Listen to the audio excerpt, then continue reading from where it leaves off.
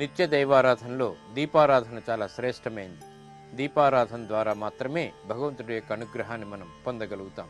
మరి ఈ దీపారాధనలో పాటించవలసినటువంటి నియమాలున్నాయి, విధి విధానాలున్నాయి.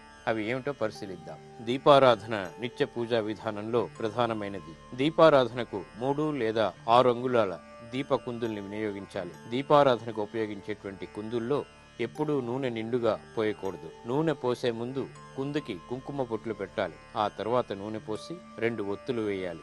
ఏక ఒత్తితో దీపారాధన ఎప్పుడూ కూడా చేయరాదు. దీపారాధన చేసే ముందు నుదుట కుంకుమ ధరించాలి. దీపం వెలిగించాక ఉద్ధరిణితో దీప సమీపంలో నీటిని ఉంచాలి. దీపానికి ఉపయోగించేటువంటి నూనె చిక్కగా ఉండకూడదు. చిక్కగా నూనె ఉంటే కార్యాలు నిదానంగా జరుగుతాయి. దీపారాధనకు ఉపయోగించేటువంటి నూనె పల్చగా ఉండాలి.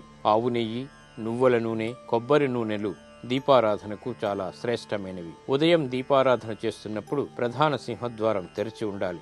ఇలా చేయటం వల్ల లక్ష్మీదేవి గృహంలోకి ప్రవేశిస్తుందని విశ్వాసం. సాయంకాలం దీపారాధన చేసేటప్పుడు పెరటి వాకిలి మూసి ఉంచాలి. ఇంట్లోకి వచ్చినటువంటి లక్ష్మి బయటికి వెళ్లకుండా స్థిరంగా ఉంటుందని ఈ ప్రక్రియ యొక్క అర్థం. ఇవి దీపారాధనలో మనం పాటించాల్సినటువంటి నియమాలు, విధి విధానాలు.